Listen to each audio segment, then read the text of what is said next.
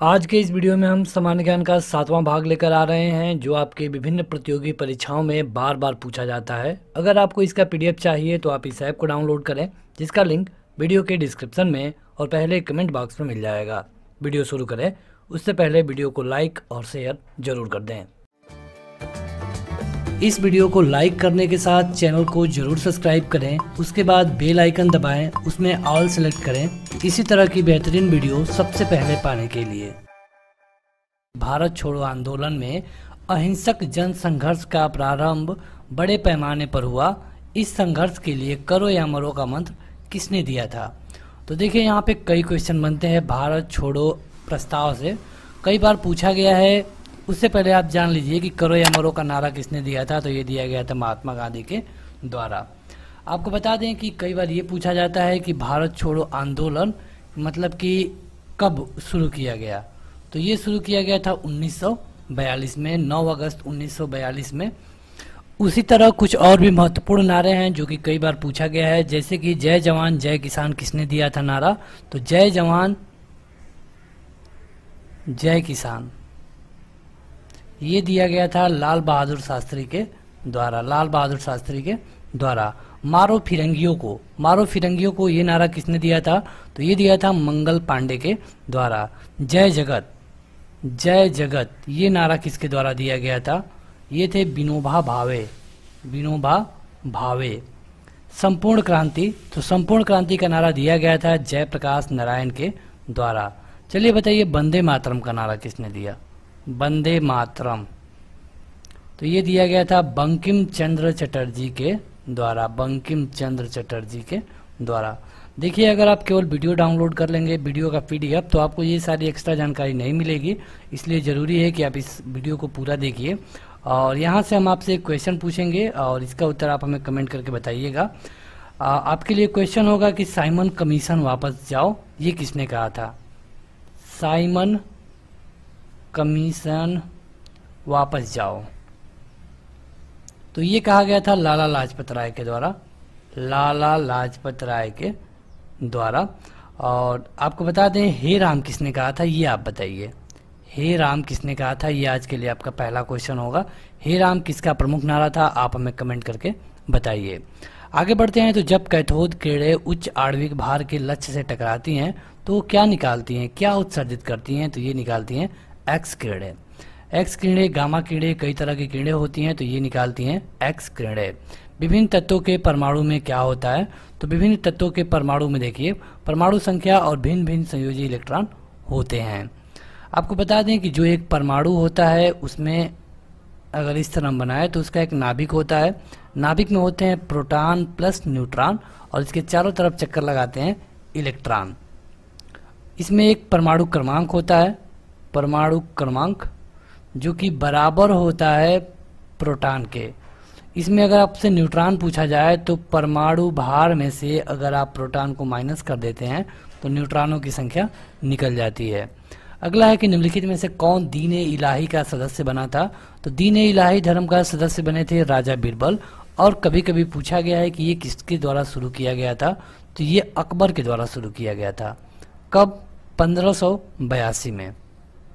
दरअसल दीन-ए इलाही का मतलब ये है कि अकबर ने एक ऐसा धर्म बनाया जो कि सभी धर्मों का सम्मिलित था, तो इसे नाम दिया गया था दीन-ए इलाही। और इसका सदस्य बनने वाले व्यक्ति थे राजा बीरबल। और आपने अकबर बीरबल की कहानियों में इनका नाम सुना होगा। इन जानवरों में से किसके जबड़े नहीं होते हैं? तो ये होते हैं मिक्सिन। और ख़ास करके इसमें मछलियाँ आती हैं। कई मछलियाँ ऐसे होती हैं जिनके जबड़े नहीं होते हैं तो उन्हें हम कहते हैं मिक्सिन। तो अगला क्वेश्चन है कि भोजन, प्रकाश और स्थान की प्रतिस्पर्धा कहाँ पे सबसे अधिक होती है? तो ये होती है निके में। निके मतलब कि क्या? एक ही क्षेत्र में पैदा होने वाले जो निकट संबंधी प्रजातियाँ होती हैं वहाँ पे प्रतिस्पर्धा होती है भोजन, प्रकाश और स्थान की। एमनेस्टी इंटरनेशनल क्या है? एमनेस्टी इंटरनेशनल है मानवाधिकार संगठन। और आपको बता दें कि विश्व मानवाधिकार दिवस कब मनाया जाता है? विश्व मानवाधिकार दिवस कब मनाया जाता है, क्या आपको पता है? तो कमेंट करके बताइए। ये मनाया जाता है हर साल 10 दिसंबर को। तो एड्स दिवस कब मनाया जाता है? एड्स दिवस मनाया जाता है 1 दिसंबर को। तो कंप्यूटर दिवस कब मनाया जाता है? ये कमेंट करके बताइए कंप्यूटर दिवस कब मनाया जाता है? ये आज के लिए आपका दूसरा क्वेश्चन होगा। और आपको हिंट दे दें कि ये भी दिसंबर में ही मनाया जाता है, आपके मानवाधिकार दिवस और कंप्यूटर एड्स दिवस के बीच में। अगला क्वेश्चन है कि निम्नलिखित में से किस देश में सबसे लंबी स्थल सुरंग है? स्थलीय सुरंग तो ये है स्विट्जरलैंड में। और झील में उष्मा की अत्यधिक मात्रा के संयोजन को क्या कहते हैं? तो इसको कहते हैं ताप प्रदूषण। जो ताप का प्रदूषण होता है उसको हम झील में कहते हैं अत्यधिक मात्रा का संयोजन। लिफ्ट में मनुष्य का प्रत्यक्ष वजन वास्तविक वजन से कम कब रहता है? तो ये तभी होगा जब लिफ्ट तेजी से नीचे जा रही हो। देखिए, आपको बता दें कि लिफ्ट से 2 या फिर 3 क्वेश्चन बनते हैं। जैसे कि अगर लिफ्ट नीचे जा रही हो तो क्या होगा? तो जब लिफ्ट नीचे जा रही होगी तो आपका वजन कम महसूस होगा। जो वास्तविक वजन है उससे आपका वजन कम महसूस वजन होगा। अगर लिफ्ट ऊपर जा रही हो तो आपका वजन अधिक महसूस होगा। और अगर लिफ्ट नीचे जा रही हो और इसकी रस्सी टूट जाए तो आपका वजन 0 महसूस होगा। तो ये 3 कंडीशन है और इन पे क्वेश्चन पूछा जाता है। जैसे कि यहाँ पे आपने देखा कि प्रत्यक्ष वजन कम कब लगता है? तो ये लगता है जब लिफ्ट नीचे जा रही हो। कब अधिक लगेगा? जब लिफ्ट ऊपर जा रही होगी। और कब 0 आपका वजन महसूस होगा? तो जब लिफ्ट की रस्सी टूट जाए। अगला है कि मृदा अपरदन क्षेत्र के संबंध किनसे है? तो भू उपयोग का विनिमयन से है मृदा अपरदन का क्षेत्रफल। मृदा अपरदन मतलब क्या होता है कि मृदा का कटाव। और मृदा अपरदन रोकने के लिए आपको क्या करना चाहिए? तो वृक्षारोपण करना जरूरी है। अगला है कि निम्नलिखित में से क्या उच्च न्यायालय और उच्चतम न्यायालय दोनों की अधिकारिता के अधीन आता है? तो ये है मूल अधिकार। अगर आपका मतलब मूल अधिकार का उल्लंघन होता है, कोई आपके मूल अधिकार को छीन रहा है, आपके मूल अधिकारों को हनन कर रहा है, तो इसके लिए आप सुप्रीम कोर्ट या फिर हाई कोर्ट इन्हीं 2 जगह पर जा सकते हैं। ऐसा नहीं है कि आपका मूल अधिकार हनन होता है तो आप जिला जज में जाएंगे, वहाँ पे आपकी सुनवाई नहीं होगी। आपको सीधे हाई कोर्ट या सुप्रीम कोर्ट में ही जाना होता है। तो यहाँ पे इन दोनों मामलों के लिए हाई कोर्ट या फिर सुप्रीम कोर्ट कोई भी सुनवाई कर सकता है। लोगों के मौसमी प्रवास को क्या कहा जाता है? तो इसे कहते हैं ऋतु प्रवास। देखिए, इसमें होता क्या है कि लोग गर्मी के दिनों में उस तरह में रहने लगते हैं, ठंडी के दिनों में उस तरह के निवास में रहने लगते हैं। इसको कहते हैं ऋतु प्रवास। इंद्रधनुष कब बनेगा? जब सूर्य का प्रकाश होगा। तो देखिए, सबसे पहले आपको बता दें कि इंद्रधनुष तभी बनेगा जब बारिश हुई हो और आसमान में वर्षा की कुछ बूंदें हो। और यहाँ पे जब प्रकाश पड़ेगा तो अपवर्तन और आंतरिक परावर्तन होने के कारण जो ये बूंदें हैं चमकीली दिखती है और तभी हमको इंद्रधनुष दिखता है। इंद्रधनुष बनने के लिए जरूरी है कि 12 ना बज रहा हो, मतलब कि सूर्य या तो इधर हो नहीं तो उधर हो, या तो सूर्य सुबह का टाइम हो या फिर शाम का टाइम हो। अगर 12 बज रहा होगा तो उस समय इंद्रधनुष नहीं बनेगी। अगला है कि उत्तरी पूर्वी मानसून से किस प्रदेश में वर्षा होती है? तो ये होता है तमिलनाडु में। तो अगला क्वेश्चन है कि जेस्ट फॉर लाइफ इस पुस्तक के रचयिता कौन है? तो ये है एमिले जोला। इस तरह के कई बुक हैं जो आपके परीक्षा में कई बार पूछे गए हैं। जैसे कि एक बुक है the guard of small thing. क्या आपको पता है कि इसके राइटर कौन है? तो इसके राइटर हैं अरुंधति राय। अरुंधति राय इसकी राइटर हैं। दास कैपिटल, ये सारे क्वेश्चन कई बार पूछे जा चुके हैं। दास कैपिटल ये किनकी रचना है? क्या बता सकते हैं? तो ये रचना है कार्ल मार्क्स की। कार्ल मार्क्स ये इनकी रचना है। और आपको बता दें इसी तरह क्वेश्चन कई बार पूछा गया, जैसे कि हर्षचरित। तो हर्षचरित के लेखक कौन है? तो हर्षचरित के लेखक हैं बाणभट्ट। ये राजा जो हर्ष थे उन पे लिखी गई थी बुक। और इसी तरह झांसी की रानी ये भी पूछा गया है कई बार। झांसी की रानी ये किसके द्वारा लिखा गया है? तो झांसी की रानी लिखा गया है वृंदावन लाल वर्मा है। वृंदावन लाल वर्मा है, इनके द्वारा लिखी गई थी। और रघुवंश जो महाकाव्य है किसके द्वारा लिखा गया है? रघुवंश। तो रघुवंश लिखा गया है महान कवि कालिदास के द्वारा। कालिदास के द्वारा। तो इस तरह कई क्वेश्चन कई बार आपसे परीक्षा में पूछे जाते हैं, उन्हें आपको याद करने की ज़रूरत है। जब आय बढ़ती है तो खपत भी किस अनुपात में बढ़ती है? तो ये बढ़ती है कम अनुपात में। और राष्ट्रीय दृष्टिकोण की दृष्टि से क्या सूक्ष्म दृष्टिकोण को दर्शाता है? तो टास्कों की बिक्री का अध्ययन, मतलब कि बड़े चीज़ में छोटे का अध्ययन सूक्ष्म दृष्टिकोण होगा। अगला है कि पूंजी बाजार का संबंध किससे है, तो यह है दीर्घकालिक निधि से। ये इकोनॉमिक्स के सारे क्वेश्चन है। भारत में नई कृषि रणनीति कब शुरू की गई, तो ये शुरू की गई 1966 में। जब हमने कृषि का पैदावार बढ़ाना शुरू किया तब हमने नई कृषि रणनीति को शुरू की। ब्रांडेड वस्तुओं की बिक्री किस स्थिति में आम बात है, तो अगर एकाधिकार प्रतिस्पर्धा हो जाती है, मतलब कि मार्केट में एक ही कंपनी रह जाती है, तो उस समय ब्रांडेड वस्तुओं की बिक्री बढ़ जाती है। और अगर क्या होगा कि जब एक ही कंपनी रहेगी तो कोई ऑप्शन नहीं है, आपको वही खरीदना पड़ेगा। उत्पादन का संबंध किससे है, तो ये है उपयोगिता के सृजन से।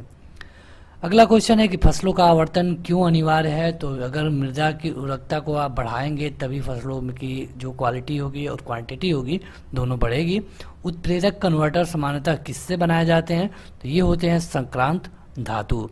आतिशबाजी में मतलब कि जब पटाखा जलाया जाता है तो उसमें जो हमको हरा रंग मिलता है, जब पटाखा ऊपर जाकर फूटता है तो जो हरा रंग मिलता है ये किसके कारण होता है, तो ये होता है बेरियम के कारण। ये क्वेश्चन कई बार पूछा जा चुका है। दृश्य निर्यात और दृश्य आयात की मूल्य में अंतर को क्या कहते हैं, तो इसको कहते हैं व्यापार शेष। आयात मतलब क्या होता है, आना। निर्यात मतलब क्या होता है, देश के बाहर जाना। अगला क्वेश्चन है कि पारिस्थितिकी तंत्र किससे मिलकर बनता है, तो पारिस्थितिकी तंत्र बनता है जैविक समुदाय और उसके निर्जीव घटक के। मतलब कि पारिस्थितिकी तंत्र क्या होता है, तो जीव जंतुओं का, अब जीव जंतु में मनुष्य भी आ जाएगा, जो पर्यावरण है खास करके जो पेड़ पौधे हैं उनके साथ जो कम्बिनेशन है, इसके अध्ययन को हम कहते हैं पारिस्थितिकी, इकोलॉजी कहते हैं। तो इसमें जो जीव समुदाय है और जो निर्जीव है या फिर जो पेड़ पौधे हैं सबके मिलने से बनता है पारिस्थितिकी तंत्र। विंडोज एनटी की क्या विशेषता है, तो विंडोज एनटी क्या करता था, मल्टी प्रोसेसिंग को सपोर्ट करता था, मतलब कि एक साथ कई काम कर सकता था। वाटरलू युद्ध में नेपोलियन को अंत में किस वर्ष पराजय मिली, तो ये मिली थी सन 1815 में। आगे बढ़ते हैं तो भारतीय राष्ट्रीय कांग्रेस की प्रथम महिला अध्यक्ष कौन थी, तो ये थी एनी बेसेंट। देखिए भारतीय राष्ट्रीय कांग्रेस से कई क्वेश्चन पूछे जाते हैं, जैसे कि पूछ लिया जाएगा कि भारतीय राष्ट्रीय कांग्रेस मतलब कि कब बनाया गया, तो 1885 में। किसने बनाया, तो A.O. ह्यूम के द्वारा बनाया गया था। यहाँ पे पूछा गया है कि पहली महिला अध्यक्ष कौन थी, तो ये थी एनी बेसेंट। कई बार पूछा जाता है कि क्या राष्ट्रीय कांग्रेस के कभी अध्यक्ष बने थे महात्मा गांधी जी, तो हाँ, महात्मा गांधी जी एक बार अध्यक्ष बने थे 1924 में। कहाँ पे, तो बेलगांव के अधिवेशन में, बस एक बार बने थे बेलगांव के अधिवेशन में। तो आशा है कि अभी तक आपने इस वीडियो को जरूर लाइक कर दिया होगा। अगर आपने नहीं किया है तो वीडियो के नीचे जो लाइक का बटन है उसे दबाकर इसे जरूर लाइक कर दीजिए। अगला है कि भारतीय संविधान के अनुच्छेद 14 में जो प्रयुक्त मुहावरा है कि कानून की दृष्टि में सभी समान है, यह कहाँ से लिया गया है, तो ये लिया गया है ब्रिटेन से। मतलब इसमें क्या है कि हम किसी से धर्म के आधार पे कोई भेदभाव नहीं करेंगे, ये सब अनुच्छेद 14 है। कानून की दृष्टि में सभी समान है, चाहे वो कितना भी बड़ा व्यक्ति क्यों ना हो, तो ये लिया गया है ब्रिटेन से। इनफैक्ट आप ये देखेंगे कि जो भी हमारे यहाँ संसदीय सिस्टम है, जैसे कि लोकसभा, राज्यसभा, प्रधानमंत्री, कैबिनेट, यहाँ तक कि डीएम जो डिस्ट्रिक्ट मजिस्ट्रेट होता है, डीएम, ये सब जो सिस्टम आप देखते हैं सब लिया गया है ब्रिटेन से। समाज में अपराध होते हैं इसलिए राज्य का अस्तित्व है, अन्यथा राज्य की कोई आवश्यकता नहीं होती है। यह किसने कहा था, यह कहा गया था हर्बर्ट स्पेंसर के द्वारा। कोणार्क में प्रसिद्ध सूर्य का मंदिर का निर्माण किसने करवाया था, तो ये नरसिंहवर्मन प्रथम के द्वारा कराया गया था कोणार्क में प्रसिद्ध सूर्य का मंदिर। आगे बढ़ते हैं तो अगला है कि अल्फा 20 किससे बनते हैं, तो ये बनते हैं कवकों के द्वारा। साम्यवाद के अनुसार समाज का मुख्य दुश्मन कौन है, तो साम्यवाद के अनुसार जो प्राइवेट संपत्ति है ये इसकी प्रमुख दुश्मन है। मलेरिया परजीवी को निम्नलिखित में से कौन सी अवस्था संक्रामक है, तो ये है स्पोरोजोइट। जो मलेरिया होता है उसकी अवस्था के बारे में बताया गया है। जसपाल राणा किस खेल से संबंधित है, तो ये खेलते हैं निशानेबाजी। और चलिए आपसे तीसरा क्वेश्चन पूछ लेते हैं, आप हमें कमेंट करके बताइए हिमा दास किस खेल से संबंधित है। हिमा दास अभी ये बहुत चर्चित में है और इन्होंने लगातार 5-6 मेडल जीता था केवल 1 से 1.5 महीने में। तो आप कमेंट करके बताइए हिमा दास जो कि असम की हैं, तो ये किस खेल से संबंधित हैं या फिर क्या हैं, आपको हमें कमेंट करके बताना होगा। अगला है कि भारत में वन्य जीव संरक्षण अभियान अधिनियम कब लाया गया था, मतलब कि जो भी वन्य में जीव हैं उनका संरक्षण करना है, तो ये लाया गया था 1972 में। और अगर पूछ लिया जाए कि वन संरक्षण अधिनियम कब लाया गया, वन्य जीव नहीं, केवल वन संरक्षण, तो ये लाया गया था 1980 में, इसके 8 साल बाद। आप ऐसे याद रख सकते हैं, पहले वन्य जीव आया 1972 में, 8 साल बाद आया वन संरक्षण। आर्कोच किस प्रकार की चट्टानें हैं, तो ये है अवसादी चट्टानें। और अंतर्राष्ट्रीय ओजोन दिवस कब मनाया जाता है, तो ये मनाया जाता है हर साल 16 सितंबर को। देखिए ओजोन मतलब कि O3 होता है, ये जो सूर्य की पराबैंगनी किरणें आती है उनको रोकता है, और अगर ये किरणें उसी तरह धरती पे आ जाती तो कई तरह के चर्म रोग हो सकते थे, लेकिन इन्हें ये रोकती हैं O3। और इसको मतलब इसके बारे में लोगों को जागरूक करने के लिए हर साल 16 सितंबर को मनाया जाता है अंतर्राष्ट्रीय ओजोन दिवस। आपको बता दें कि इसको सबसे ज़्यादा नुकसान CFC गैस करती है, इसका फुल फॉर्म है क्लोरोफ्लोरोकार्बन। अंडे से नया निकला टैडपोल किसके माध्यम से श्वास लेता है, तो ये होता है बाहरी गलफड़ों से। आगे बढ़ते हैं, तो कृषि के अत्यधिक विशेषीकृत रूप का संबंध किससे है, जिसमें कि काफ़ी, चाय, रबड़ जैसी फसलें उगाई जाती हैं। तो देखिए चाय एक बगानी फसल है, ये तो आपको पता ही होगा, भले आप काफ़ी और रबड़ को ना जानते हो, लेकिन रबड़ भी, चाय और रबड़ ये दोनों और एक बगानी फसल है, और जब चाय है तो काफ़ी भी है, तो ये सब फसलें कहलाती हैं बगानी फसलें। और कई बार पूछा गया कि काफ़ी का सर्वाधिक उत्पादन कहाँ पे होता है इंडिया में, तो ये होता है कर्नाटक में, कर्नाटक में। और अगर चाय का पूछ लिया जाए तो चाय का उत्पादन होता है असम में। चाय सबसे बेस्ट चाय कहाँ की होती है, तो वेस्ट बंगाल में दार्जिलिंग है, दार्जिलिंग की जो चाय होती है सबसे बेस्ट होती है। लैटिन भाषा में वायरस का क्या अर्थ है, तो यह है पॉइजन, मतलब कि विष। किस जैविक प्रक्रिया में वायु जीव और अवायु जीव दोनों ही कार्बनिक पदार्थों को अवक्रमित करते हैं, तो ये है कंपोस्टीकरण। जो हम कंपोस्ट खाद बनाते हैं, यहाँ पे जो दोनों होते हैं वायुजीवी और अवायुजीवी दोनों क्या हो जाते हैं, असंक्रमित हो जाते हैं। अगला है कि पौधे के किस भाग में उपत्वचा नहीं होती है, तो ये होता है जड़। पौधे का जो जड़ होता है इसमें उपत्वचा नहीं पाई जाती है। अंतर्वेशी विभयोजक मतलब कि मेरिस्टेम ये किस में पाए जाते हैं, तो ये होते हैं आंतरिक नोड में। और सुपर कंडक्टर ऐसे पदार्थ हैं जो कि विद्युत करंट के प्रवाह को न्यूनतम रोधित देते हैं। जो सुपर कंडक्टर होते हैं, मतलब कि देखिए एक होता है कंडक्टर, एक होता है नॉन कंडक्टर। कंडक्टर मतलब कि जिसमें से विद्युत प्रवाहित हो सकती है, एक होता है जिसमें से विद्युत प्रवाहित ना हो सकती है। जल सतह पर तेल की पतली परत रंगीन क्यों दिखाई देती है, तो ये होता है प्रकाश के व्यक्तिकरण के कारण। देखिए प्रकाश के जो अपवर्तन, परावर्तन और पूर्ण आंतरिक परावर्तन, उनसे कई क्वेश्चन पूछे जाते हैं। जैसे एक होता है परावर्तन, मतलब कि कोई प्रकाश की किरण किसी पे टकरा के चली जाती हो, इसको हम परावर्तन कहते हैं। एक होता है अपवर्तन। अपवर्तन में क्या होता है कि किसी भी तालाब की पेंदी हमको थोड़ा सा ऊपर महसूस होती है। गिलास में कोई सिक्का होता है तो हमको उसका जगह दूसरे जगह दिखाई देता है। गिलास में पानी है और उसमें अगर हम कोई छड़ डाल रहे हैं तो ये छड़ हमको थोड़ी सी मुड़ी हुई महसूस होती है। ये होता है प्रकाश का अपवर्तन। अब हीरा हमें क्यों चमकता है, तो हीरा के चमकने का कारण है पूर्ण आंतरिक परावर्तन। पूर्ण आंतरिक परावर्तन होता है हीरा के चमकने का कारण। अगला है कि हासमान प्रतिफल का नियम किस पर लागू होता है, तो ये सभी सेक्टरों पर लागू होता है। ये इकोनॉमिक्स से क्वेश्चन है। नौकरशाही का शाब्दिक अर्थ किसके द्वारा सरकार की व्यवस्था से है, तो ये कर्मचारी, जो कर्मचारी होते हैं, जो गवर्नमेंट सर्वेंट होते हैं, इनको हम नौकरशाही के तहत रखते हैं। संघीय सरकार किस स्वरूप की होती है, तो संघीय सरकार मतलब कि सेंट्रल गवर्नमेंट, ये केंद्र और राज्यों के बीच के करार के रूप में होती है। आगे बढ़े तो संसदीय और राष्ट्रपति प्रणाली के सरकार के बीच मुख्यतः क्या अंतर होता है, तो देखिए संसदीय में क्या होगा कि संसद कंट्रोल करता है और ये संसदीय प्रणाली तो पूरे देश में होती है। लेकिन राष्ट्रपति प्रणाली क्या होता है कि अगर किसी भी स्टेट में राष्ट्रपति शासन लग गया है तो वहाँ का जो भी काम होगा सारे संसद के द्वारा, जैसे कि बिल पारित करना, बजट पेश करना, ये सब संसद में ही होता है। आगे बढ़ते हैं तो अगला है कि मुख्य पीड़क जंतुनाशी गुण किसमें होते हैं। मुख्य पीड़क जंतुनाशी गुण किसमें होते हैं, तो ये होते हैं पोगाम्बिया में। ग्रीन हाउस प्रभाव मुख्यतः वायुमंडल में किसकी वृद्धि के कारण होता है, तो ये होता है कार्बन डाइऑक्साइड की वृद्धि के कारण। अगर कार्बन डाइऑक्साइड की वृद्धि होगी तो वहाँ पे ग्रीन हाउस इफेक्ट होगा और धरती का तापमान बढ़ेगा, जो भी ग्लेशियर है वो पिघलेंगे और धरती पे तबाही आ सकती है। हरित ब्लॉकों का संबंध किससे है, तो जो जैव ईंटें होती हैं, बायोब्रिक्स, इन्हीं से संबंधित है हरित ब्लॉक। भारत ने अपना पोलियो मुक्त स्टेटस किस माह में मनाया था, तो ये मनाया था फरवरी 2014 में। पोलियो मुक्त होने का स्टेटस भारत ने मनाया फरवरी 2014 में। आगे बढ़ते हैं तो विभिन्न कंप्यूटर केबल और किसके द्वारा लैन से जुड़े होते हैं, तो ये होता है इंटरफेस कार्ड।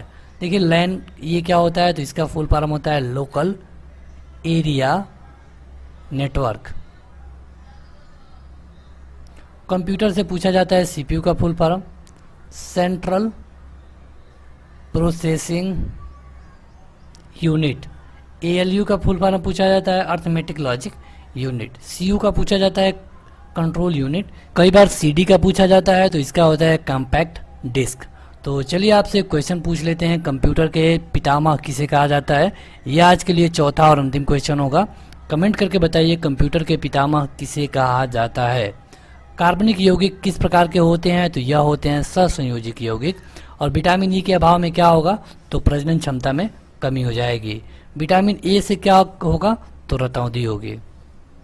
विटामिन बी से बेरी, विटामिन सी से स्कर्वी, विटामिन डी से रिकेट्स और विटामिन ई से प्रजनन रिलेटेड प्रॉब्लम।